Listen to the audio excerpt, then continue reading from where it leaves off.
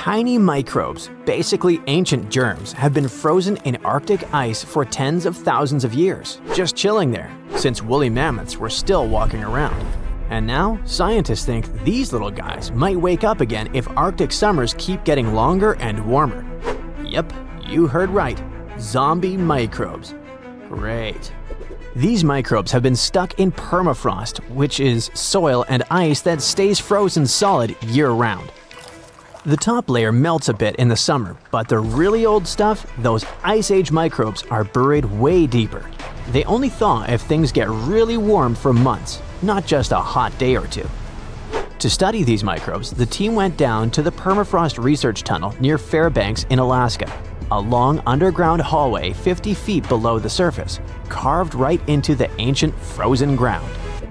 The tunnel stretches over 350 feet and lets scientists literally walk through thousands of years of frozen history. By the way, while checking out the walls, the researchers also spotted bones of mammoths and bison sticking out of the ice. One of the reasons why the researchers went to Alaska was to see how fast these ancient microbes could come back to life. Well, they were in for a surprise. These microbes don't need years, centuries, or magic spells to wake up. Just a couple of months of warm weather. Once they're awake, they start doing their microbe stuff, which includes pumping out greenhouse gases like CO2 and methane. And that's bad news, because those gases warm the planet even more. This melts more permafrost, which wakes up more microbes, which releases more gas. You get it. Basically, it's a nasty climate loop. Anyway, when scientists went down into the frozen tunnel to grab chunks of super old permafrost, the first thing they noticed was the awful smell. It wasn't just the stench of an old basement. It was something has been frozen for thousands of years and is finally waking up bad. Weirdly, microbiologists were happy. Such a smell is actually a good sign for them because it usually means tiny creatures, microbes, are still around. Back in the lab, the team soaked the frozen samples in the water that had a special kind of heavy hydrogen inside it. This helped them track what the microbes were doing later. Then they put the samples into fridges at 3 different temperatures: cold, kinda cold, and not too cold, to copy what future Arctic summers might feel like if the warming continues. For the first month, almost nothing happened. Even the warmer samples barely changed. Only a tiny number of microbes started waking up. Basically, a microscopic trickle of activity. But a few months later, things got more exciting. Thanks to the heavy water, scientists could watch how much of it the microbes used to build their cell membranes. It helped them figure out that the old microbes were making special fatty molecules that might help them stay alive in freezing conditions. By the 6-month mark, the samples that were stored at the warmer temperatures had transformed completely. They became more active and started forming little slime layers. The scientists could actually see these layers even without a microscope. The whole community of microbes wasn't super diverse, but those that were active behaved just like modern microbes that live in unfrozen soil today. In short, those ancient microbes were definitely alive and got pretty energetic once the temperatures were warm enough. This matters a lot for the Arctic and for the whole planet, because these microbes survive by eating old organic material trapped in the permafrost. When they eat, they release greenhouse gases like carbon dioxide and methane, and the Arctic is warming faster than any other part of Earth. It means that the deep frozen layers might stay warm long enough for huge numbers of ancient microbes to wake up and start pumping out gas. Right now, northern permafrost holds about twice as much carbon as the entire atmosphere. If a lot of that carbon gets released, it could speed up the warming of our planet. It can lead to dramatic consequences, setting off a whole chain of huge changes and affecting basically everything on Earth. Extreme weather will start happening more often. Stronger hurricanes, heavier rainstorms, longer heat waves, bigger wildfires. The oceans will rise too, which can flood coastlines and put towns and cities at risk. Animals, plants, and entire ecosystems can get thrown out of balance, with some species struggling to survive and food chains breaking down. People all over the world will have to deal with crop failures, water shortages, and damaged homes or infrastructure. Let's get back to our zombie microbes.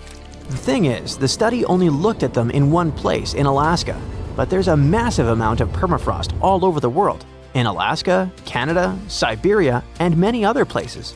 And microbes in different regions might behave differently as things warm up. Scientists still have tons of work to do to figure out what's coming next. I bet you're questioning yourself. Could ancient viruses infect us? Well, most of the ancient microbes frozen in permafrost are totally harmless. They're like old bacteria that only care about messing with other tiny organisms in the dirt. But scientists worry that a few of these frozen germs might be the kind that can infect people, animals, or plants. And if that happened, our bodies probably wouldn't recognize them at all, because they've been frozen since mammoths existed. Basically, there's no immune system cheat codes for us. The risks of this happening grow for a number of reasons. For one thing, the Arctic is warming almost 4 times faster than the rest of the planet. Longer summers plus hotter temperatures mean more permafrost melting. So, more ancient stuff is waking up. Plus, people might start digging more around there. Companies will mine more, drill for oil, and ships can travel new routes. All this activity tears open ground that used to stay frozen solid. This increases the chance that someone or something comes across some ancient germ that just woke up. What would actually happen then? We might run into different zoonotic diseases, basically germs that jump from animals to humans. This already happened once. Thawed reindeer carcasses released anthrax, a rare and serious illness which then infected people and animals. Luckily, we do know how to treat anthrax.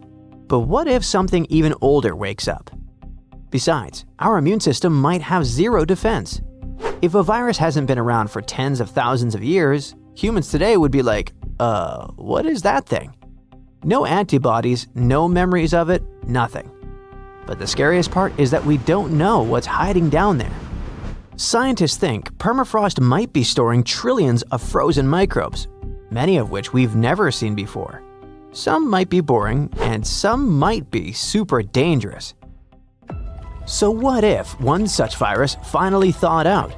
The world would be dealing with a disaster no one has ever seen before. This wouldn't look like a normal outbreak. It would feel more like something out of a horror movie. First, the virus would be totally new and our immune systems definitely wouldn't recognize it. That means the virus would spread crazy fast, jumping from person to person. No one would know what to expect. It could cause weird illnesses, sudden fevers, or even something way more dangerous. Stuff as scary as the diseases people faced in old times. Scientists digging in permafrost already look for traces of those ancient diseases, so it's not impossible. Once it escapes, the virus wouldn't stay local for long. With people traveling everywhere and companies rushing into the warming Arctic for mining and shipping, the infection could go from one small Arctic village to major cities all over the world within days.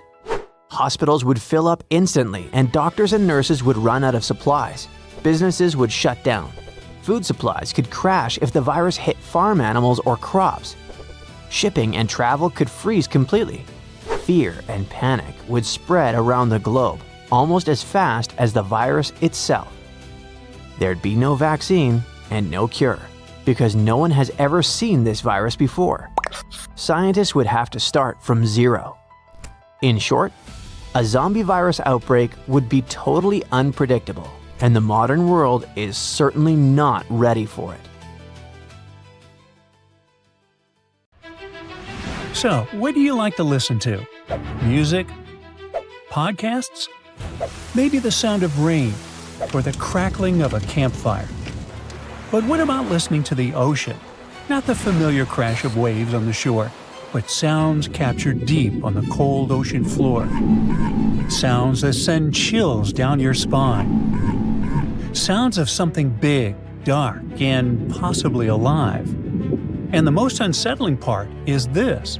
The true nature of some of these sounds remains a complete mystery to this day. In 1997, something strange echoed through the Pacific Ocean. Deep beneath the surface, far off the coast of South America, a sound appeared so powerful that it instantly unsettled scientists. It was ultra-low in frequency, massively loud, and unlike anything recorded before. The signal was later given a simple name: the bloop. At first glance, the bloop sounds harmless, almost playful, but what it represented was anything but. It was so intense that it could be detected by sensors nearly 3,000 miles away. Imagine standing in New York and hearing something happening in Los Angeles. Now imagine that noise traveled through deep ocean water, terrifying marine life and oceanographers. Whatever produced it had to be enormous. The signal carried patterns that felt like its source was some living creature. Whales were the first suspects, but even the blue whale, the largest animal in the world, simply couldn't generate a sound that loud. The numbers didn't add up, and that's when speculation took over. If something could produce the bloop, it would have to be larger than anything swimming in today's oceans. People began imagining creatures of impossible size, ancient sea monsters, the kraken. Some even whispered about the megalodon, a prehistoric giant shark thought to have gone extinct millions of years ago, and featured in dozens of videos right here on the bright side. The mystery only grew deeper when scientists mapped the approximate location of the sound's origin. It came from a region close to Point Nemo, the most remote place on Earth. This spot in the Pacific Ocean lies more than 1,000 miles away from the nearest land in every direction. It's so isolated that it's often called the oceanic pole of inaccessibility. Point Nemo is a place few humans will ever see. Because of its remoteness, it has become a kind of graveyard for defunct satellites and space debris. When spacecraft are decommissioned, they are often guided to fall into these waters. It's quiet, empty, almost untouched, and yet something powerful had screamed from nearby. For fans of cosmic horror, this detail felt oddly familiar. In the fictional universe of writer H.P. Lovecraft, the ancient sunken city of R'lyeh lies beneath the ocean near this very region. According to the stories, R'lyeh is where the monstrous entity Cthulhu sleeps. It's a powerful, scary, intelligent creature lying dormant for thousands of years, ready to awaken and bring about the end of the world. Of course, Cthulhu is pure fiction. Lovecraft never claimed otherwise. But once the internet made the connection, the idea took on a life of its own. But science eventually caught up. The bloop recording is still easy to find online. You can listen to it yourself. But it sounds so innocuous that you'll probably be disappointed. And today, we know with certainty that it didn't come from a living creature. Researchers later confirmed that the sound was produced by ice, specifically by an ice quake. Now, ice quakes occur when enormous icebergs fracture, crack, and break away from glaciers. When this happens, they release tremendous amounts of energy, generating ultra-low frequency sounds that can travel across entire ocean basins. These sounds are similar to biological calls, especially when recorded from far away and distorted by water. In fact, scientists compared the bloop to other known icequake recordings and found striking similarities. The source wasn't a monster. It was Antarctica itself during shifting, breaking, and reshaping. For many people, this idea brought mixed emotions. On forums like Reddit, some openly admitted they preferred the idea of a giant unknown life form. Yup. Another strange sound was captured in the early 1980s, deep in the South Pacific, during a scientific expedition near New Zealand. Researchers were exploring the South Fiji Basin, where the ocean floor lies more than 2.5 miles beneath the surface. There were short, sharp, repeating noises echoing through the water. 4 distinct bursts, each one sounding uncannily like a duck's quack. So, researchers called it the bioduck. The sound was rhythmic and consistent. Eventually, the team concluded that the source had to be biological, but identifying exactly what made the sound proved impossible. After sharing the data with colleagues in Australia, did they realize something even stranger? Similar sounds had been recorded in other parts of New Zealand and Australian waters. Decades later, the mystery remains unsolved. Some scientists believe the quacks may not be random at all. They could be a form of communication. Perhaps the sounds may come from Antarctic minke whales, though no direct proof exists. Scientists also noticed that there were several sources of sounds, and when one source spoke, the others fell silent, as if they were listening. It may have been a conversation echoing through the deep, in a language we still don't understand.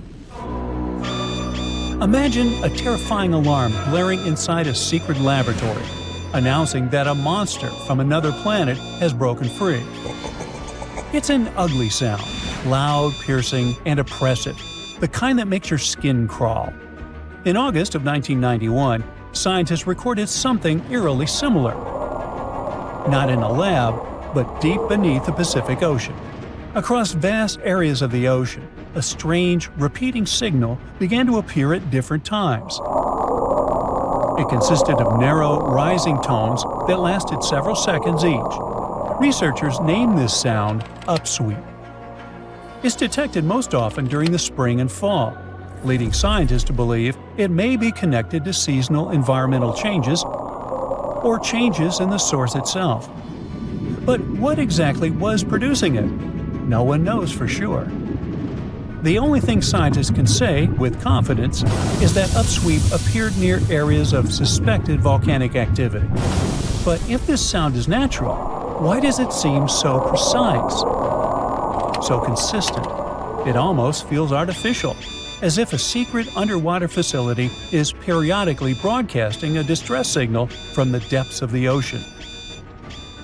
Since its discovery in 1991, the upsweep signal has gradually weakened, making it one of the strangest and most unexplained phenomena ever recorded beneath the ocean. Now, there's another mysterious sound known simply as slow down. True to its name, this signal steadily decreases in frequency over 7 minutes before fading into complete silence. It was recorded in May 1997 on a hydrophone array located in the eastern equatorial Pacific Ocean. At first, slow down doesn't seem especially loud. But here's the chilling part. It was picked up by 3 separate sensors placed nearly 3,100 miles apart. Imagine how deafening and terrifying it was near the source itself. So, what caused it? The most widely accepted theory suggests that a massive drifting iceberg slowly came to a stop and ran aground. The idea is surprisingly plausible. A colossal block of ice is scraping along the seafloor, grinding forward until it finally halts. The location supports this theory as well, since the sound originated near shallow waters and small islands. Because of this, many scientists classify slow down alongside the bloop as a cryogenic noise caused by ice. Still, it remains just a theory. Officially, the sound has never been identified. And there's yet another eerie recording from the ocean. This one sounds like a moan, but scientists named it whistle. Go figure. It was recorded in 1997 and gives the unsettling impression that something enormous is sitting on the ocean floor and whistling. Researchers believe that something could be an underwater volcano. When they compared the whistle signal to previously recorded volcanic sounds from the Eastern Pacific, they found them very similar to each other. Most likely, all these sounds are of a natural source, volcanic eruption or iceberg collision. But it's still pretty scary to hear something like this while driving. It would be especially unpleasant to be directly above an erupting underwater volcano. Well, yeah. Right now, tiny dust from deserts far, far away might be secretly changing our whole climate, likely making it way cooler.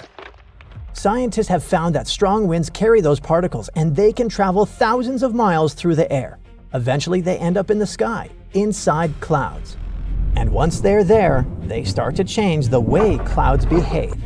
Try to think of clouds like giant mirrors in the sky. They reflect sunlight back into space and help control how much heat stays on Earth. But when you add dust into the mix, everything gets messed up. The particles act like tiny triggers that make water droplets freeze into ice, even when the temperature is only slightly below freezing. It might sound harmless, but it's not. When clouds freeze, they begin reflecting sunlight differently, and they also change how rain and snow form. So something as small as dust can affect how much heat the planet keeps and how much it loses. A team of researchers from ETH Zurich used 35 years of satellite data to figure out this phenomenon, and they found a clear pattern.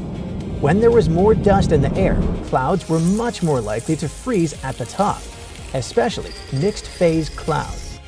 Those are clouds that contain both liquid water and ice at the same time. They form at temperatures between about 32 degrees Fahrenheit and negative 38 degrees Fahrenheit. They're super common across the northern hemisphere, especially over places like the North Atlantic, Siberia, and Canada. These clouds are very sensitive. It doesn't really take much to push them from mostly liquid to mostly ice. All you need is just a bit of desert dust. Well, it's just one of the factors, but an important one. Scientists have been studying how tiny water droplets freeze for years, usually in labs. They examine things so small you need powerful microscopes to even see them. We're talking about structures measured in nanometers. That's about 0.000004 inches. And now we observe the same behavior, but on a massive scale. Those tiny dust particles are affecting clouds that stretch for miles across the sky, big enough to be seen from satellites orbiting Earth. When scientists started looking at dust levels and what clouds were doing, they spotted a clear pattern. More dust plus colder air resulted in more ice forming in the clouds. But the most worrying thing is that it's not just happening in one place. This is going on across huge areas, and it's really hard to predict how it will affect the climate. What we know is that frozen clouds drop rain and snow way more heavily than usual. So storms can get stronger and snowfall can get way more intense across huge parts of the northern hemisphere, from regular climates all the way up to polar regions. So basically, these tiny invisible dust particles floating in the air could be setting things up for massive, unusual storms. And we don't fully understand this process yet. I mean, how do you even track how much dust is flying out of deserts every single day? Scientists say that if this keeps happening, things could get really extreme. Storms, heavy snow, and weird weather could start happening more often, and no one will be able to predict where or when. But it's not the same everywhere. In places like the Sahara Desert, for example, there aren't many clouds to begin with. That's why the hot, rising air can actually make freezing less likely. In the southern hemisphere, things work differently too. There, sea salt and particles from the ocean might play a bigger role than desert dust, so the picture isn't that simple. Scientists still need to figure out how other factors come into play, like how fast air moves upward or how much moisture is in the air. All of these things can change how clouds freeze. But if you're worried that dust will make our planet colder, you should probably know that, technically, we're still living in an ice age. You see, this ice age started about 2.6 million years ago. It's called the Quaternary Glaciation, or the Pleistocene Ice Age. Right now, we're in a warmer break inside it, which is called an interglacial period. But about 650,000 years ago, the world looked very different. Huge animals like mammoths and mastodons roamed across North America, and not far from them was something even more massive, a gigantic sheet of ice, in some places almost 2 miles thick. That's taller than most mountains you can see today. This ice covered most of what we now call Canada and stretched down into parts of the United States. Then the planet warmed up. The ice slowly pulled back, and places that were once buried under ice, like modern-day Quebec or Chicago, became livable. But the ice didn't go away completely. Even today, massive ice sheets still sit on top of Greenland and Antarctica, and they hold an unbelievable amount of water. If all that ice melted, sea levels could rise by hundreds of feet. Entire cities would disappear underwater, and in recent decades, these ice sheets have started melting faster. Are we heading toward a world with no ice at all? The real end of the ice age? Most scientists don't think everything will melt anytime soon, not within this century, but even a tiny change could still be a huge problem. Some estimates suggest sea levels could rise by up to 3 feet. Doesn't sound like much, right? But even 1 or 2 feet is enough to flood coastal areas and force millions of people to leave their homes and move inland. And that's why scientists are trying to get more precise answers. Now, speaking of ice ages, there's some sort of connection between them and that pesky dust that seems to be cooling our planet. You see, there are glacial periods when things get really cold. They can last tens of thousands of years, and huge ice sheets spread across large parts of the planet. Then, there are interglacial periods, like the one we're in now. These are warmer breaks that usually last only a few thousand years. The climate during these times feels a lot like what we have today. But what causes these big shifts? Scientists are still trying to figure it out, but one of the main factors is simple: sunlight. It all depends on how much sunlight Earth gets, and that changes over time because of several things. First, the tilt of our planet. Sometimes it leans more, sometimes less. Second, the wobble. Earth doesn't spin perfectly straight, it wobbles a bit, like a spinning top. Third, the shape of Earth's path around the sun. Sometimes it's closer to a circle, and sometimes it stretches into more of an oval shape. And finally, it might be how much sunlight the clouds over our planet reflect. That's where the desert dust comes into play. Over thousands of years, these small changes add up. They can change how much sunlight reaches certain parts of the planet, especially the northern regions near the North Pole. When less sunlight reaches those areas, temperatures drop, more water freezes, and ice sheets start growing. That's how an ice age begins. When more sunlight reaches the same regions, the opposite happens. Temperatures rise, ice melts, and the planet moves to a warmer phase. But it's not just sunlight. There are other factors too, and scientists are still piecing them all together. To understand what happened in the past, researchers study ice cores. Those are long cylinders of ice drilled out of glaciers. Layer by layer, they store information about Earth's climate going back hundreds of thousands of years. What they show is pretty exciting. During this current ice age, Earth has switched back and forth between cold and warm periods at least 17 times. And it's very likely that the planet will turn cold again someday, maybe already in a few thousand years. But now there's a new factor in the mix: humans. Our activity makes it harder to predict the next ice age. Ooh, mysterious mountain ranges hidden under thousands of tons of ice. Bizarre, transparent creatures with see-through skin, singing snow plains. Antarctica has its own terrifying secrets. And now, a mysterious ice hole the size of Switzerland that keeps popping open. And scientists have finally figured out why. This hole, called the Maud Rise Polynya, was first spotted in 1974 and 1976 in the Weddell Sea. Since then, it's been kind of playing hard to get. Sometimes it appears, sometimes it disappears for years. And when it does show up, it mysteriously changes size. For decades, researchers were trying to figure out what makes it form. Then, in 2016 and 2017, the Polynya went absolutely massive, more than 30,000 square miles. The hole stuck around for several weeks during winters. It was the first time since the 1970s that the Weddell Sea had such a huge, long-lasting Polynya. Here's the deal with Antarctic sea ice. In summer, the ice is at its smallest, around 1 million square miles. Yeah, that's considered small.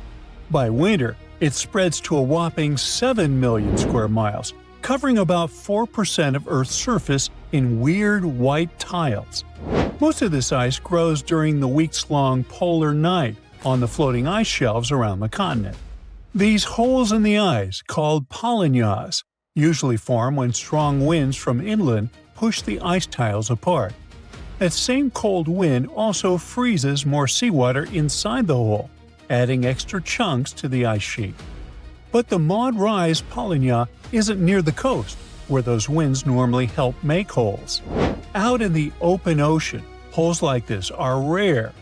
Add in the fact that ice across the Southern Ocean has been shrinking, No wonder scientists are left bewildered. What exact conditions are creating this stubborn giant ice hole?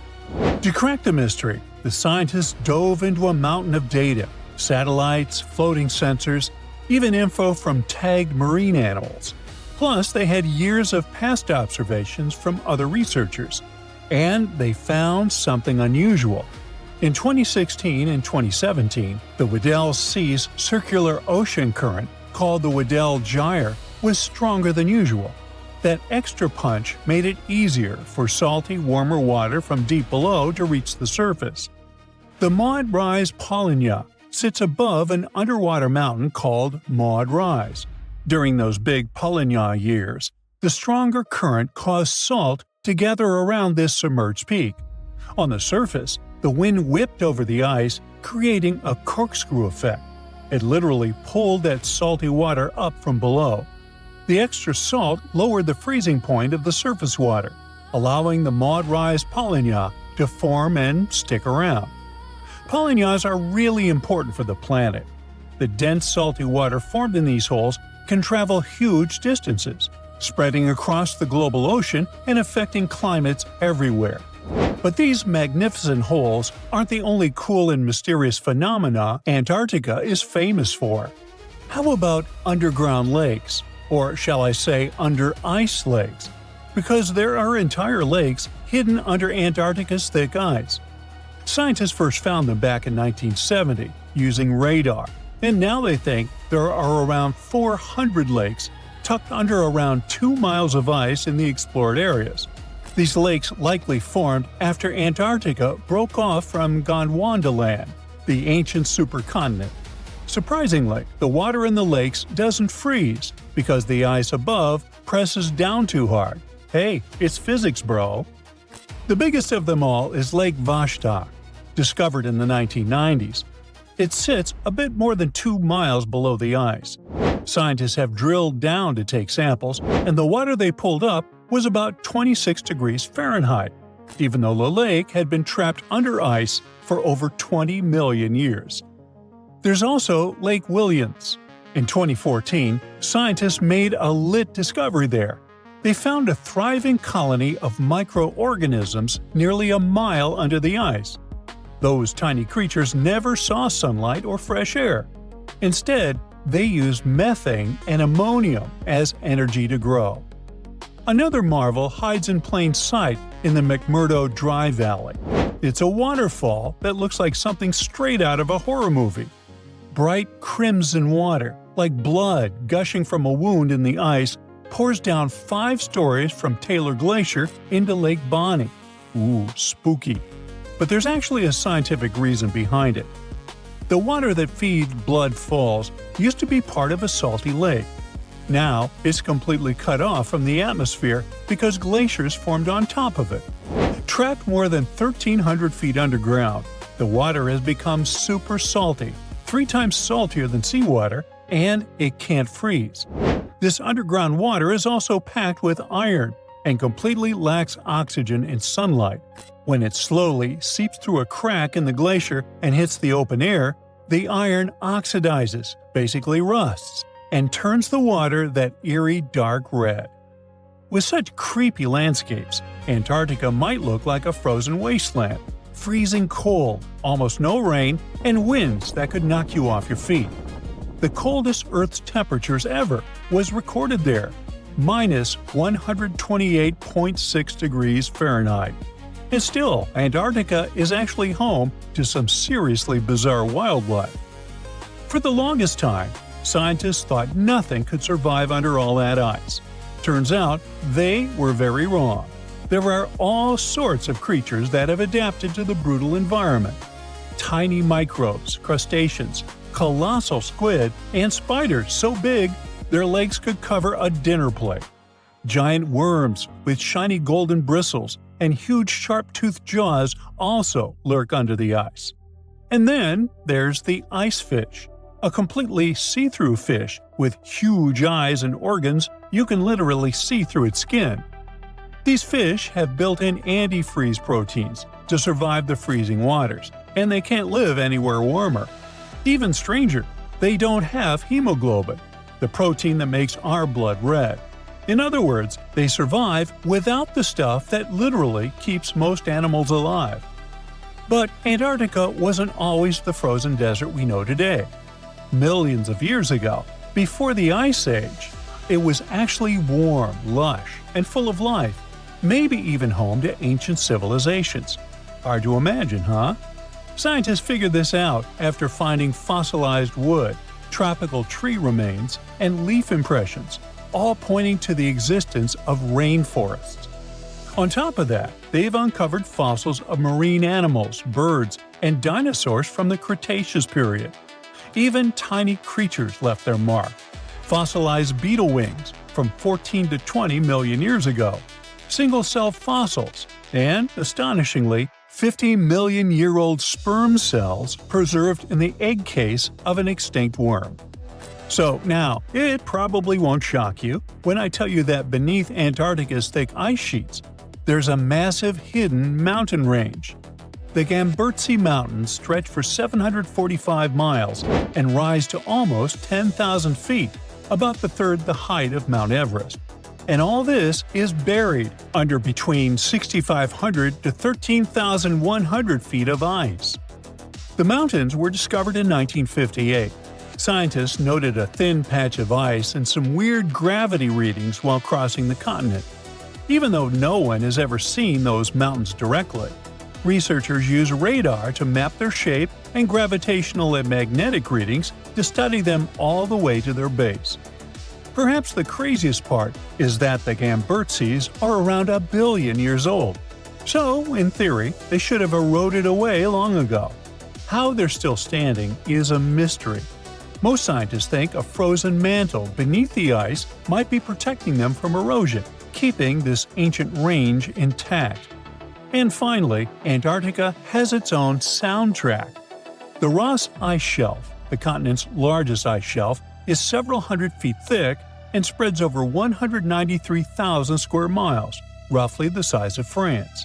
And scientists have recently discovered that this massive ice slab actually sings.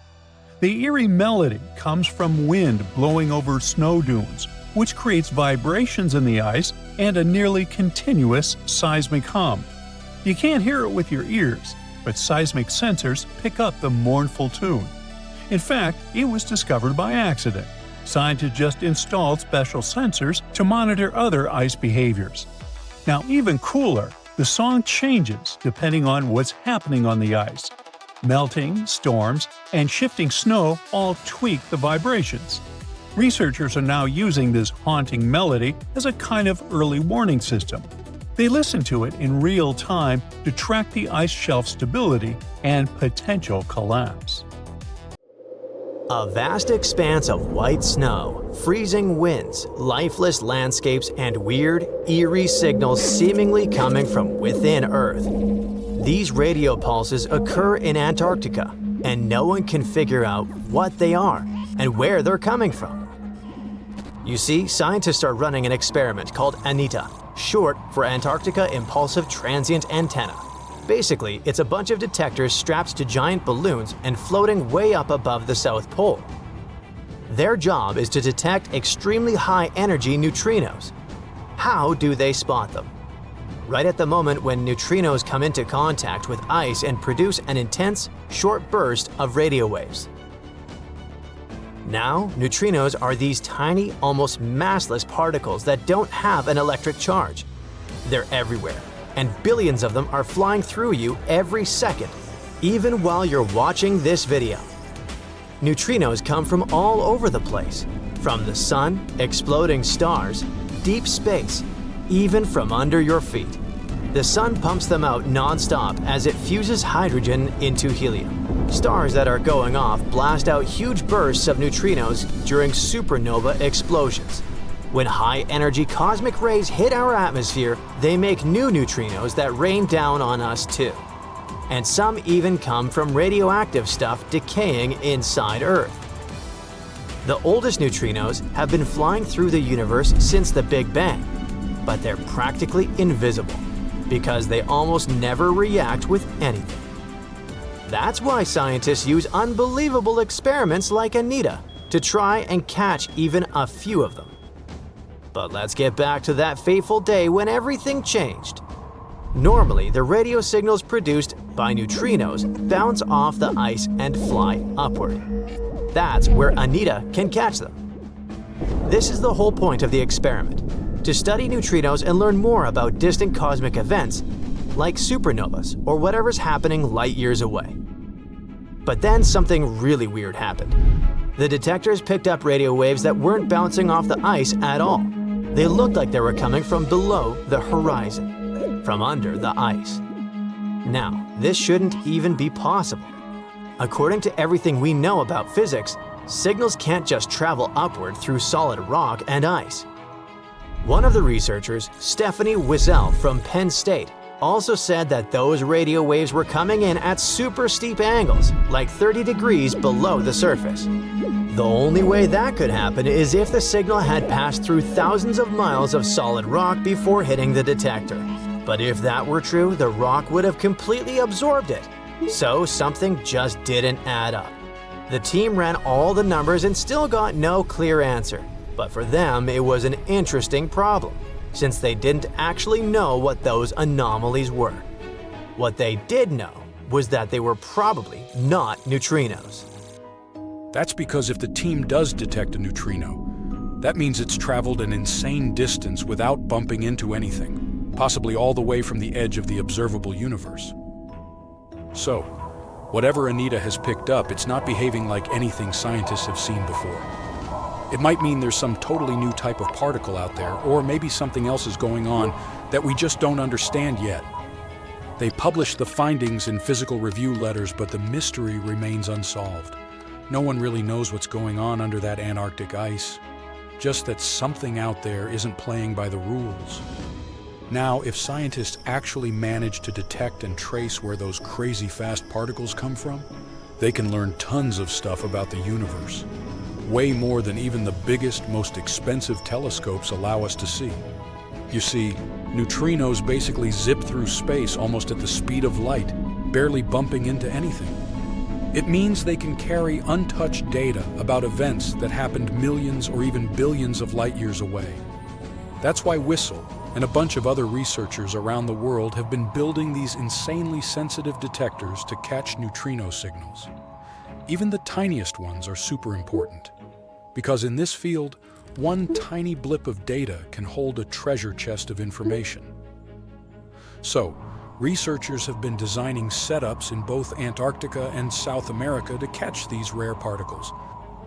Anita is one of those detectors, and Antarctica's the perfect spot for it. There's hardly any radio noise, there are no cities, no traffic, and no random interference.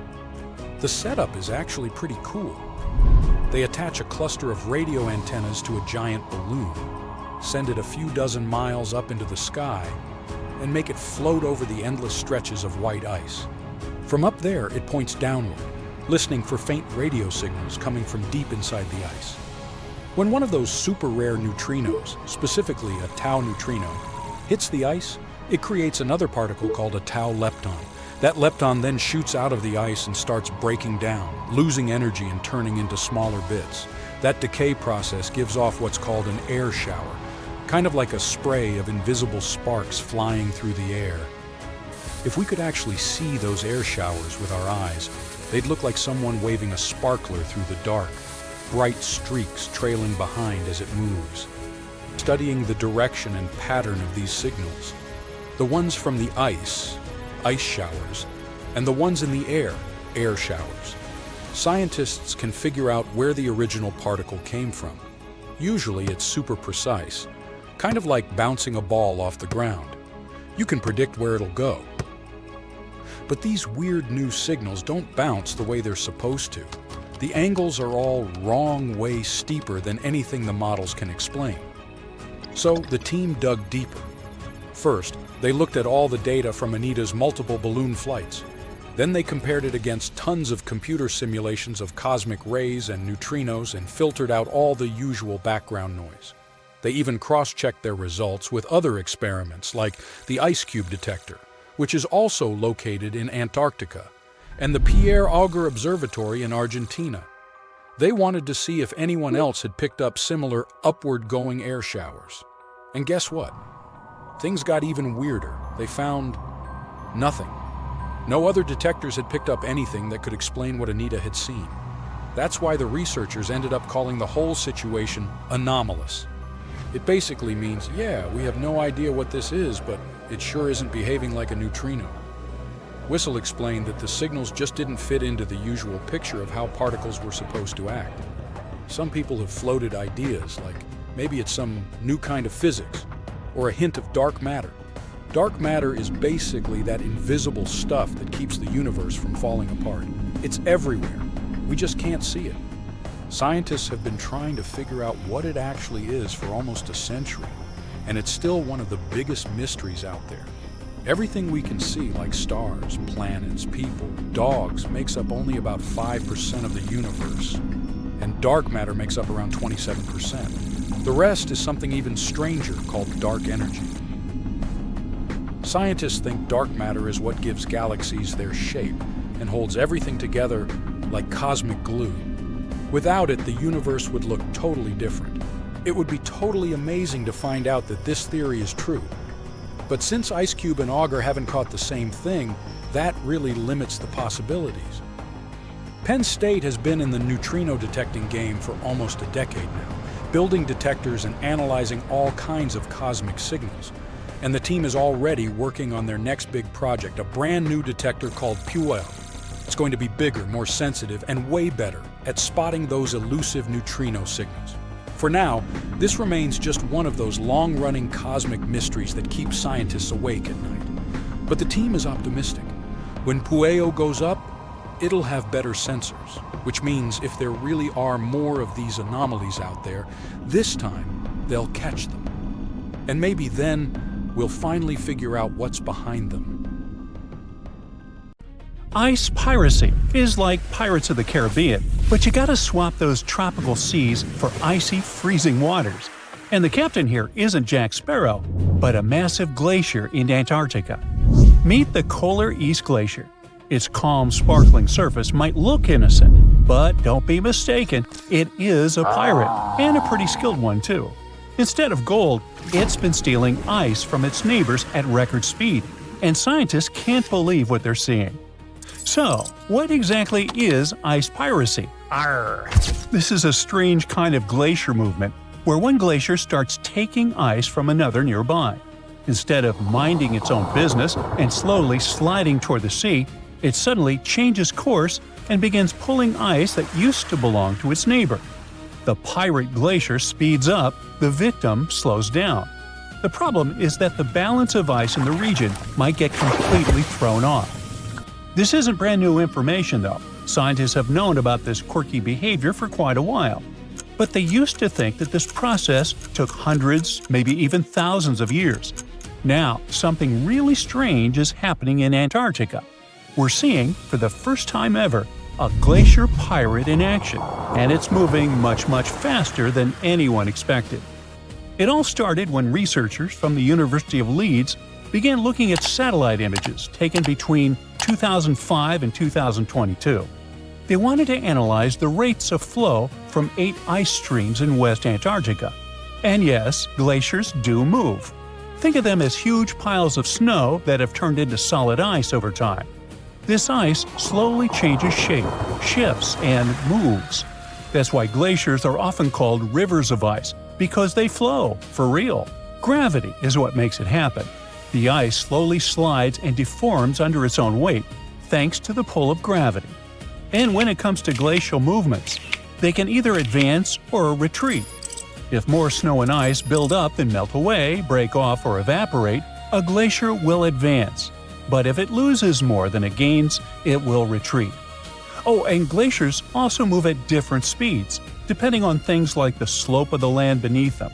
But if that flow starts speeding up, well, that's bad news for coastal communities all over the world, because that means more ice is moving from land into the ocean, which contributes to Antarctic ice loss and, eventually, sea level rise. Now, back to the recent ice research in Antarctica. The team calculated ice velocity using a tracking technique that measures how visible features, like cracks or rifts on the ice surface, shift over time. And they found that 7 of those 8 Antarctic glaciers had sped up. On average, they've doubled their speed since 2005. Given the impacts of how Antarctica's climate is changing, warming up more and more each year, this doesn't really come as a surprise. But here's something strange. One glacier, just one, slowed down. We're talking about the Polar West Glacier. It slowed by about 10% over the study period. But how can a massive chunk of ice just hit the brakes, so to speak? To figure that out, researchers looked at its surroundings, and there it was, the culprit, the Polar East Glacier. Experts think Polar West slowed down because it's flowing toward its pirate neighbor, Captain Polar East. That one's moving much faster. In fact, it's one of the fastest glaciers in the area. Its speed has been increasing by about 105 feet every year over the study period. Okay, that might sound slow, even for a tortoise. But for a glacier, that's disturbingly fast. Polar East is the Usain Bolt of ice chunks, and that's not even the most impressive part. The strange thing is that it changed its flow direction. Instead of moving straight ahead like it used to, it's now turning towards its neighbor, Polar West, and pulling ice from it. Scientists think this is happening because the ice at the point where the glacier meets the ocean is melting faster than before. That glacier melting makes the ice thinner, and as it thins, it changes the way the ice upstream flows. So now, instead of feeding both glaciers evenly, more of that ice is being funneled onto Polar East. In short, Polar East is speeding up and changing its course. So now it's pulling or stealing ice from its slower neighbor. And just like that, this mysterious glacier in Antarctica became a real ice pirate. Okay, this whole ice piracy thing isn't that weird. I mean, it's part of how glaciers normally behave. Slow, dramatic, and occasionally a little mischievous. What really blows scientists' minds is how fast it's happening. They used to think this was a super slow process, something that would take hundreds or even thousands of years. But this one is taking place in just 18 years. And this is a huge satellite discovery in Antarctica. I mean, scientists were only able to spot it thanks to the Copernicus Sentinel-1 mission, a pair of European satellites that use radar to keep an eye on Earth's surface. They can track changes in ice, land, and ocean with incredible precision and coverage, making them perfect for studying how the polar regions are changing. Because here's the thing, keeping an eye on the coldest parts of our planet is becoming essential for our future. And this particular part of Antarctica, where both the Polar West and East glaciers are located, is thinning faster than anywhere else. Its glaciers are retreating at record speed. The grounding line, the point where the glacier stops resting on land and starts floating on the sea, is moving backward. When that happens, the ice sheet slides into the ocean even faster. But scientists say glaciers aren't just melting, they're reshaping themselves in completely new ways. And that's exactly what's happening with the Polar East Glacier. Seeing a pirate glacier in action firsthand has once again changed how scientists look at things. The new data on ice piracy shows something they've never seen before. Glaciers and floating ice shelves are interacting in new and surprising ways. So, more and more, experts need to rethink how these icy giants behave as the world warms up. And that's a big deal, because they play a significant role in how fast sea levels rise this century. In fact, Antarctica's glaciers are one of the biggest reasons our oceans are swelling. The continent is losing about 135 billion tons of ice every year. It's like dumping tens of billions of Olympic-sized pools of water into the ocean annually. If all of its ice melted, sea levels would rise by about 190 feet. That kind of rise would flood much of Florida and huge areas of the Netherlands and Bangladesh, for example. Many small island nations would completely vanish beneath the waves. Now, you might be asking yourself, what's hiding beneath all of Antarctica's ice? Well, it might look flat from above, but underneath that mile-thick layer of ice lies a whole landscape of steep mountains and deep valleys, crossed by winding rivers. Those hidden rivers could play a crucial role in how the ice sheet reacts to all this unusual warmth. Scientists now predict that as Antarctica's ice sheet keeps melting and thinning over the next few decades, those subglacial rivers will grow, overflow, and shift into new paths. This could make some of the biggest glaciers near the coast start to break apart faster, and that would make sea levels rise more quickly. So that's why understanding these changing dynamics and glacier movement, like our icy pirate, is so important. Every new discovery helps scientists figure out what's really driving Antarctica's glaciers and how they are responding to a warming world. The more we learn about these frozen giants, the better we can predict what might happen next and how changes down in Antarctica could ripple across the entire planet. Whoa! It's a huge flying island right above your head. In the era of AI, you may think it's nothing but a neural network video, but let me tell you that first, it's very much real. 2, if you want, you can as well visit it. It may even hold the key to the El Dorado secret. This place is called Roraima, and it's actually not an island at all. It's a mountain. Due to a number of factors, we get this vision of an island floating somewhere above us. But it's all about the flat top this mountain has. There's no standard peak, so it looks flat and the thick clouds get blended into the skies, thus creating this optical illusion. Despite the advancements in satellite technology and affordable air travel, there are still few places on Earth that feel truly uncharted. Like Mount Roraima is one of them. It's been around for almost 2 billion years, and it's one of the oldest formations on our planet. For comparison, dinosaurs appeared somewhere around 240 million years ago. Some scientists believe that this area used to be a part of the supercontinent called Gondwanaland. And back then, it wasn't yet a mountain. When the supercontinent split apart, the erosion created this magnificent tabletop mountain.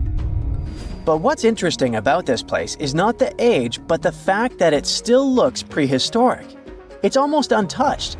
The reason for that is late exploration of this part of South America. By the way, we still discover new flora and fauna species living there every year. For a mountain, it's relatively short, only 9,220 feet. There are cities located at a higher pitch above sea level, say La Paz in Bolivia, whose elevation is 11,940 feet. So people could be living in the area of Mount Roraima too, despite its hard-to-get location. But there's a twist to it. The Pemon people are the original inhabitants of this region, and they have an incredibly rich tradition of myths. For instance, their mythology features deities that live on the Tepui, which are flat-topped mountains found in the grasslands.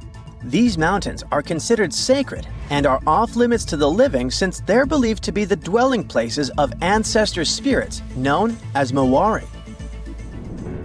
So, there are traditions that restrict living in this area, but still, some sources claim that local communities do dwell there.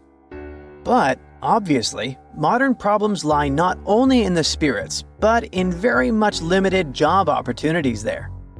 However, guided tours are actually available. So what will you see if you ever dare to visit this place? At the base of the mountain lies an evergreen rainforest featuring trees that range in height from 82 to 150 feet, with some specimens reaching up to 200 feet. Some of them are endemic for sure, meaning that it's the only place in the world where you can find them. Like, you can find orchids as large as a medium-sized tree. It's not a surprise because due to the remoteness of this place, species here may have followed a completely different evolutionary trail, unlike most of the flora and fauna on our planet. Next, you have all the chances to stumble upon a waterfall at the base of Roraima that's been flowing for millions of years. Fun fact, there are no rivers on Roraima summit, but the rainfall seeping through the porous rocks create this incredible view. All combined together make it look like some lost world, right? By the way, Sir Arthur Conan Doyle was inspired by Tepui, these tabletop mountains, when he was writing his The Lost World novel. Yep, it's not only Sherlock he was famous for. Among these natural wonders, Roraima stands out as the most accessible Tepui, There are more similar formations, but they're way less trek-friendly.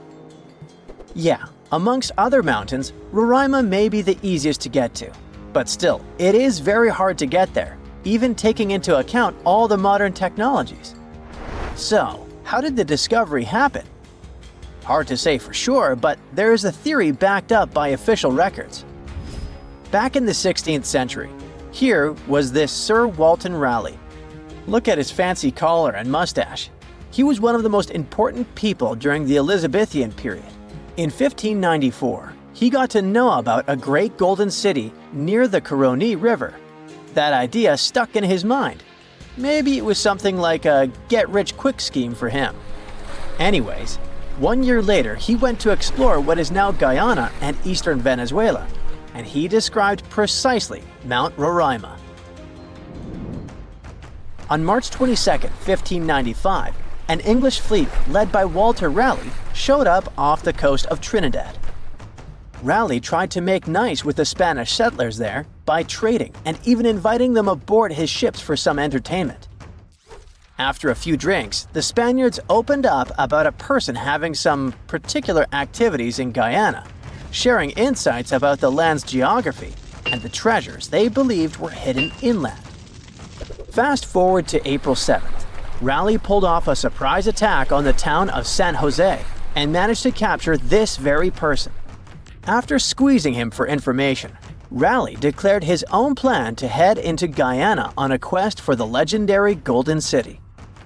Since his ships couldn't navigate the narrow channels of the Orinoco Delta, Raleigh had his carpenters modify one of them, likely a galleass, to only draw 5 feet of water. This ship could carry 60 men, while another 40 were split among smaller boats. Progress was slow as they navigated through the delta, getting lost in what Raleigh described as a labyrinth of rivers. Eventually, they made their way to the Caño Manamo, and then into the main Orinoco River. A bit further upstream, where the Orinoco meets the Caroni, Raleigh encountered a native chief named Topiawari, and they hit it off. Topiawari revealed that his people had been pushed out of inland Guyana by a fierce tribe from the west. This fed into the prevailing belief, shared by both the Spanish and Raleigh, that El Dorado was home to runaway Incas from Peru. Topiawari also mentioned that the invading tribe was rich in gold, claiming that their nearest town, just a 4-day trek south, was the source of gold plates that were being traded far and wide. But he hinted that even finer treasures lay deeper in the land. Raleigh then made his way to the mouth of the Caroni, but strong currents halted any further progress. He sent out 2 scouting groups on land, while he led a third one. They unearthed a few shiny stones that they eagerly dug out of the ground, but most turned out to be worthless. They learned that a massive lake about 40 miles wide lay at the head of the Caroni, filled with alluvial gold. However, with no way to move forward and the Orinoco's waters rising, Raleigh had to call off the expedition, hoping to come back when conditions were better.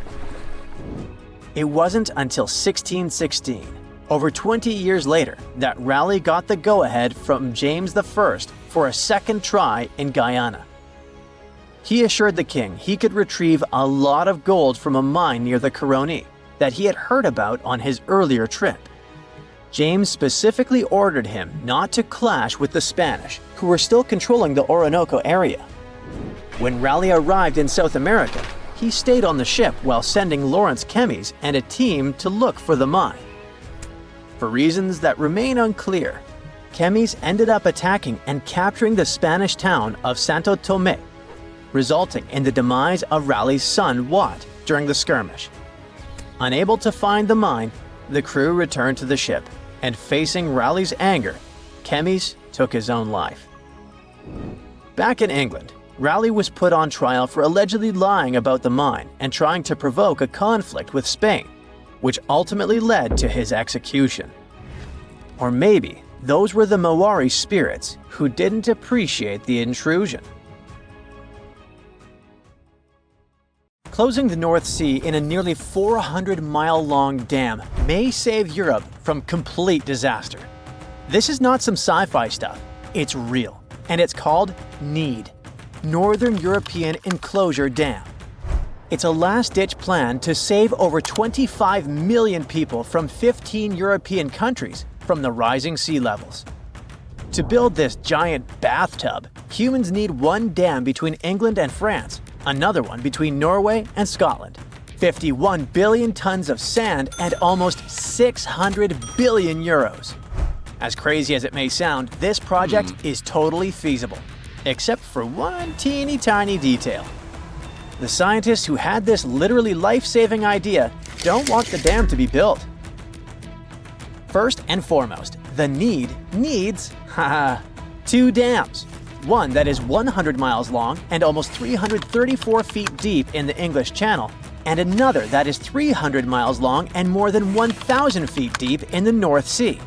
Building something like this requires a crazy amount of materials, like the 51 billion tons of sand we mentioned before, which is basically all the sand everyone on the planet uses in a year. And yes, this dam would obviously be the biggest in history, smashing records like the Netherlands' 19-mile Afsluitdijk and South Korea's 20-mile Saemangam seawall. The NEED Dam would be 19 times bigger than Saemangam. It sounds ridiculous, but it's not impossible. You see, humans are pretty good at building big stuff. Oil rigs, for example, operate at depths of up to 6,500 feet, and the NEED Dam would only go down more than 1,000 feet.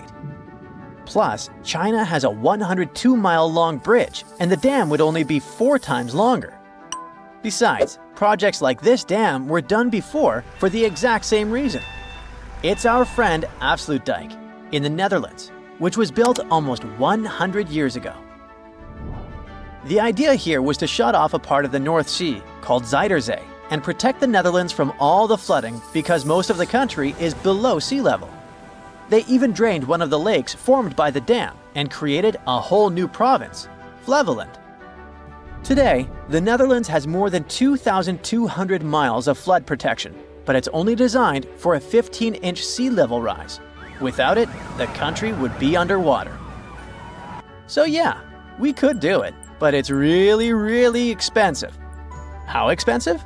Well, it would cost around 550 billion euros if the project is wrapped up in about 20 years. One wrong step and humans can spend 100 years building this dam and a couple of billion euros more. The good news is that this much money can be diluted over the 20 to 100 years it takes for the dam to get finished. Besides, the 15 countries it would protect could share the expenses, reducing the amount to only 0.1% of the GDP of all the countries. Not a bad deal to save millions of people, right? Okay, but is this monstrosity really necessary? Well, unfortunately, humans have managed to turn the ocean against us. This means that by 2100, the sea levels are expected to have risen between 1 to 2 feet. If we keep acting like it's none of our business, the rise can reach more than 16 feet by 2300. It may sound like a distant future, but NASA has just discovered that the ocean rose way more than they expected in 2024, which means global disaster is breathing down our necks as we speak. Let's go back to our geography classes for a moment and learn why sea levels are rising altogether. First, because land can sink. The city of Norfolk, Virginia, for example, was built inside a massive crater, and the earth there can erode and sink. Then the soil can get compacted. Because of that, the city is literally sinking into the ground, making it more vulnerable to flooding. In California, some areas are sinking too, but this time it's because of the movement of tectonic plates. Some of the land that is underwater goes up, some of the land over the water goes down. The consequences? Again, heavy flooding. Sea levels also rise if the planet gets too hot. This happens because of a thing called thermal expansion. It has a very scientific name, but it basically means that things like water get bigger if the temperature rises. Half of the reason why sea levels are rising is because of this. This is why the level of the ocean increases almost 10 feet every time the average temperature of the planet rises by 33.8 degrees Fahrenheit. Since 1880, the sea has risen more than 8 inches. Okay, so we build the need dam and the problem is solved, right? Well, building this dam comes with massive consequences. First, the ocean currents, think of them as underwater highways that deliver nutrients to tiny creatures like planktons, not the SpongeBob villain, and give rides to animals like lizards and tortoises.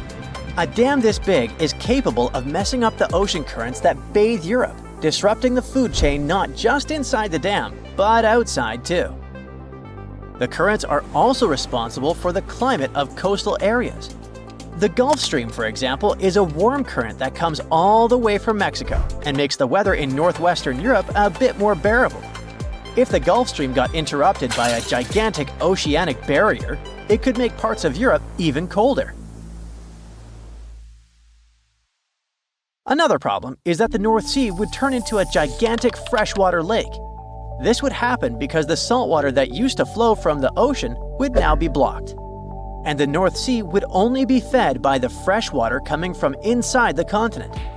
This process would eventually lead to a thing called desalination, when saltwater gets less salty. And it's really terrible because saltwater animals would start to absorb more water than they should, making the cells of their bodies swell. The consequences can be fatal. The disruption of the ocean currents by the dam can also affect the renewal of oxygen in the water. Think of the ocean as a giant recycling system.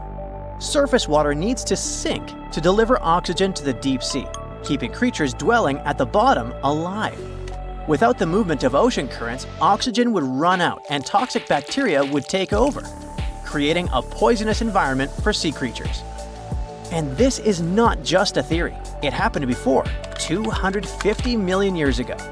The ocean got so toxic, it wiped out 95% of marine life and caused a mass extinction. If it's not bad enough, the fishing industry would collapse, and the busiest trading ports of Europe like Rotterdam, Antwerp, and Hamburg would be stuck inside the dam. Sure, we could build sluice gates, but imagine all those traffic jams. The rain patterns of the countries protected by the dam would change too, affecting farming lands and food production. On the other hand, if we do nothing about rising sea levels, permanent flooding could make whole countries disappear. 3 million people on the islands of the Pacific would need to move away by the end of the century. The Maldives would lose 77% of its territories, and cities like Jakarta, Bangladesh, and Lagos would go underwater. Storms would get more dangerous too, destroying treatment plants for sewage and power stations and contaminating farmlands. Rising salt water could also contaminate freshwater supplies, and it's not just happening in Asia and Europe. Philadelphia, for example, is already developing plans to deal with this bleak scenario. This is why the scientists who developed this big red button shaped like a dam don't want people to actually build a dam. They know how bad things can get, which is why they came up with a plan so wild it's basically the engineering version of screaming, "Hey, stop ignoring the planet!" It's a warning. If we don't act now, we'll be stuck building megadams just to keep our cities from becoming Atlantis 2.0. And let's be honest, nobody wants to live in a future where the apocalypse looks like the deep web version of The Little Mermaid. Divers have found something incredible in a Florida sinkhole, and it was... Stop, we need to leave a warning here. You're about to hear some pretty unusual scientific information. This knowledge will make you the smarty pants in your friend group. But there's also a risk that they'll look at you as a nerd. So perhaps it would be better for you to keep this knowledge a secret. In any case, it won't be superfluous. So, you know that scientists divide the history of our planet not only by time periods, but also by which animals lived at a certain time. For example, 2,000 years ago, Earth was inhabited by the blobfish, and scientists call this time the blobfish period. It's a joke, there's never been such a period, but you get the gist. The period between about 419.2 million and 358.9 million years ago is called the Devonian period, or the Age of Fish. Do you know why? Because the first fish began to appear on the planet. The Paleogene is the period of large mammals. The famous Jurassic period marks the appearance of giant dinosaurs, which we often see in the movies. Even now, we live in a certain period called the Quaternary period. It began about 2.6 million years ago and continues to this day. This is the time of humans and modern animals. So the next time somebody asks you what time it is, you can just answer, it's the Quaternary period. In short, the names of these periods depend more on what creatures inhabit the planet. The longest period is the Precambrian period, or Age of Early Life, the time when life on the planet started to form. Soft-bodied worms and jellyfish swam in the ocean, while microorganisms lived on land. This period occupies almost 90% of the Earth's total geological time. It started about 4.5 billion years ago and ended 540 million years ago.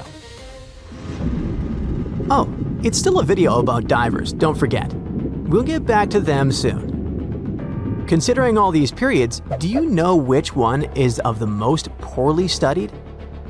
A period about which scientists know almost nothing? Especially about the animals that lived at that time. This is the Irvingtonian North American land mammal age. It lasted from about 1.6 million to 250,000 years ago. Scientists have very few fossils that belong to this time, but recently, everything has changed.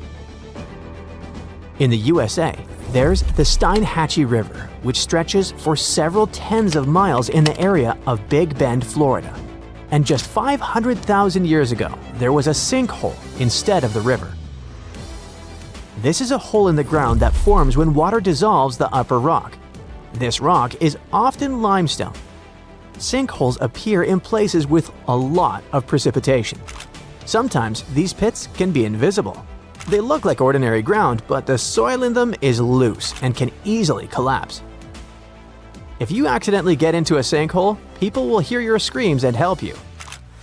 But in the distant past, about 500,000 years ago, when animals got there, they couldn't get out of the pit, so it became their grave. After many, many years, a river appeared here, and then several fossil collectors decided to check out this place and discovered a real paleontological treasure in it. They plunged into the river and reached the bottom. There, in the murky water, they saw horse teeth sticking out of the sediment. It'd be pretty scary to find for many of us, but for these guys, it was the jackpot. After the teeth, they found a hoof shaft and the skull of an unusual animal. At that moment, the collectors realized they had made a major discovery. Over the years, the sinkhole at this place had been filled with sedimentary rocks. Then, the river compacted all this mass, which made it possible to keep everything inside the sinkhole in good condition. Many animals got trapped in this pit 500,000 years ago, and only now have people managed to get them out. More precisely, what's left of them. Divers have found more than 500 fossils belonging to ancient animals, including unknown species. They got well-preserved bones of ancient horses, giant armadillos, sloths, and a new species of tapir. The Florida Museum examined the remains and determined that they belonged to the poorly studied Irvingtonian North American land mammal age. Most of all, scientists were struck by two finds in this collection. The first was the remains of a giant armadillo-like creature, and the second was the skull of an ancient tapir. In case you didn't know, this is a very cute pig-like mammal that has a short trunk like an elephant. Divers in Florida found the remains of a distant ancestor of this animal, which may be a new unknown species. Most of the fossils in this sinkhole belong to early Caballine horses, a subgroup that includes modern domestic horses. The remains of horses are so well preserved that scientists have seen signs of wear on their teeth. This will allow experts to understand the diet of these ancient creatures. We often hear news about people finding the remains of ancient animals or dinosaurs in caves, ravines, or at the bottom of lakes. But imagine if they found such remains in a museum. It all started in the early 2000s, north of the Florida border in southwest Georgia. There was a mine where workers mined clay. One day, they found the remains of some ancient animals and gave them to the Florida Museum of Natural History. There, these remains lay in storage, waiting in the wings. And then one day, some guy started sorting them out and noticed a mysterious vertebra of an unknown animal. This little grab caught the guy's attention, so he returned to it over and over again. He studied it, trying to figure out what species the bone belonged to. One day, he realized the bone belonged to an unknown extinct lizard species that looked like a tegu. You've probably seen these predatory creatures that look like monitor lizards.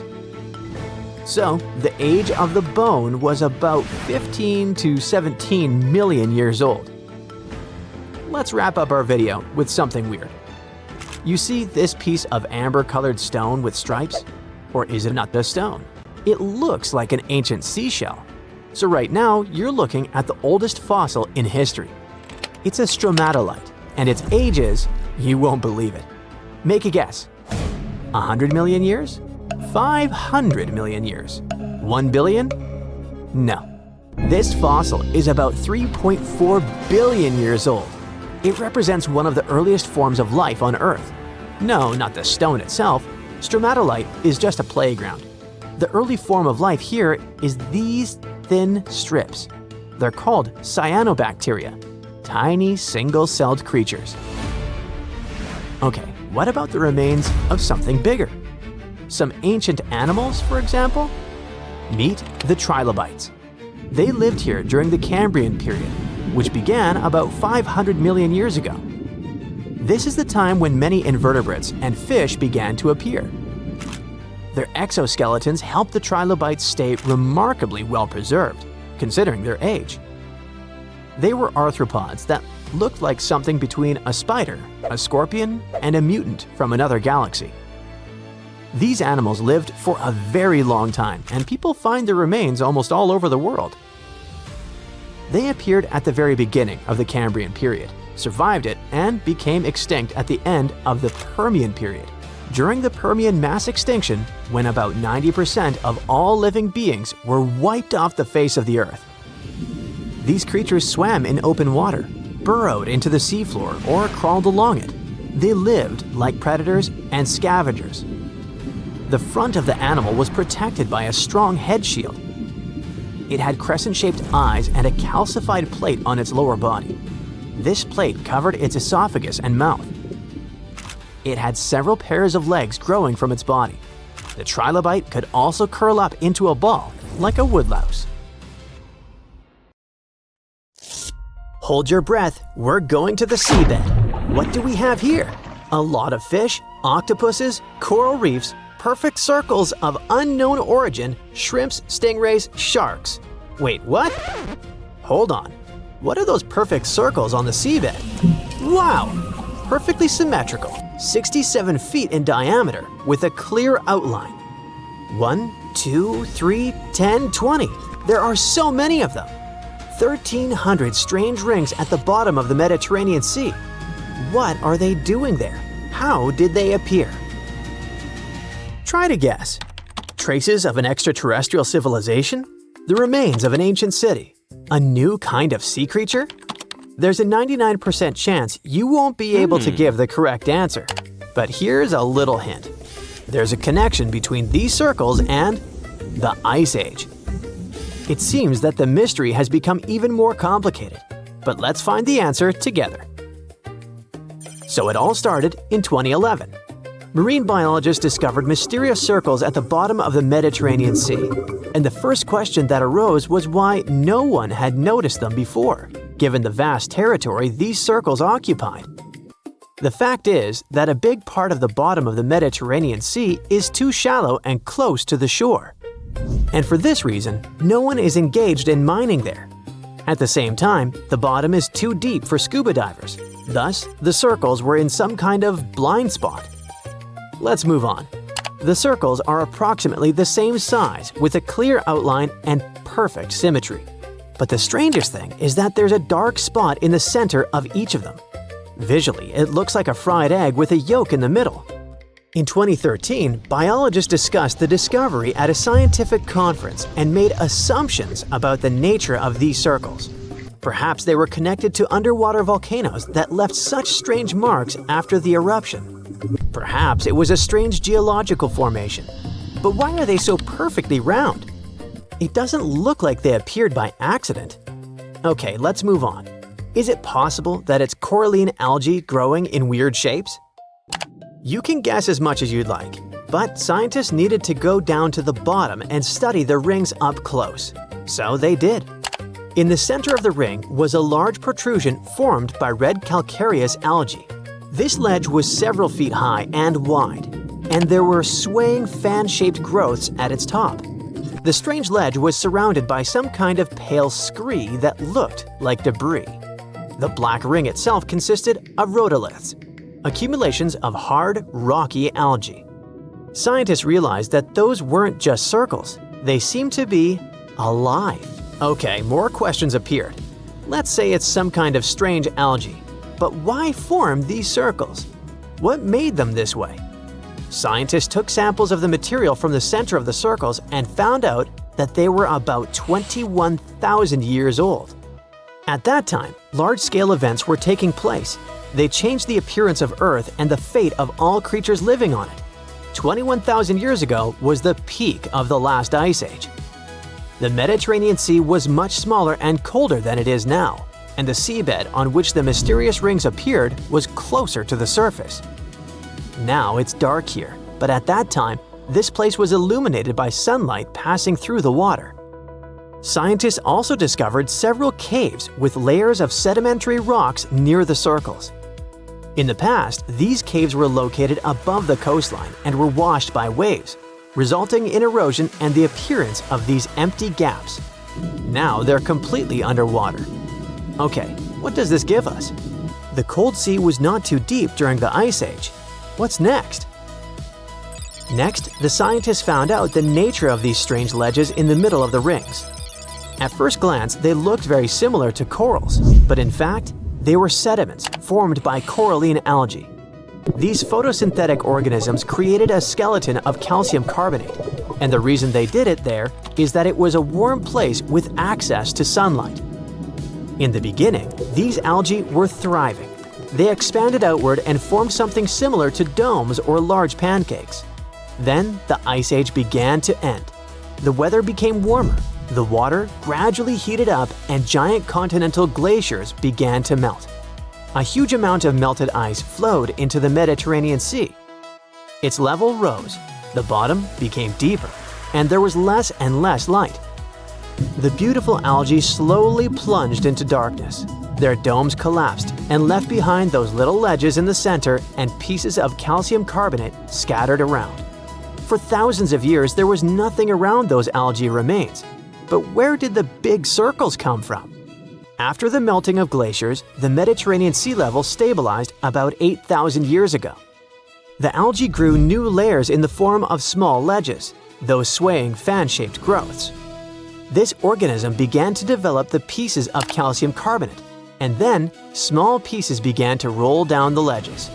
They rolled in different directions, forming those perfect circles. At the moment, this version is the most realistic. Scientists say they have no direct evidence that the mysterious circles appear this way, but they also have no reason to believe that this version is incorrect. If any of you were hoping that someone or something had deliberately drawn these circles, don't get upset. There are other mysterious circles on the seabed, and this time they were created for an important purpose by one amazing creature. In 1995, divers noticed beautiful circles with a geometric pattern right on the sandy bottom of the shores of Japan. It looked like someone had drawn them on the sand. The circles weren't ancient because otherwise the water would have swept the patterns away. Indeed, soon those drawings were erased, but then new ones appeared. Nobody knew what was going on. Was someone drawing stuff to tease divers? But it turned out to be much cooler. The patterns were supposed to attract females. And this someone who drew them was a small, white-spotted pufferfish.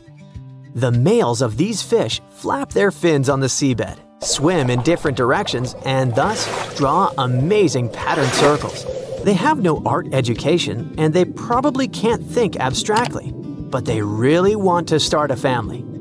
These fish are about 5 inches long, but their artworks are about 7 feet in diameter. These little artists try their best, but what happens afterward? The female swims in, looks at the pattern, and gives her score. If she likes the pattern, she's ready to start a family. If she doesn't like the drawing, she dashes away and leaves the poor pufferfish with a broken heart. Nothing much is known about the drawings. Scientists can't get into the fish's brain and find the answers. All we can do is observe. And during long observations, scientists noticed some curious things. Around the center, there are perfectly aligned gaps and patterns. The fish not only draws outlines on the seabed, but also decorates them with fragments of shells. That is, the male tries very hard, like an artist working on their painting. The fish creates this masterpiece within 7 to 9 days. After that, undercurrents wash it away, and the fish has to rebuild it if the female doesn't like this work. But if the female chooses the male, they become a couple. The female lays eggs in the center of these circles. Then she swims away, and the male stays with the eggs for 6 days to protect and care for their offspring. The behavior of these fish is similar to that of bowerbirds, birds that build small huts out of twigs and leave and decorate them with colorful berries and flowers. And all this in order to attract a mate to create offspring.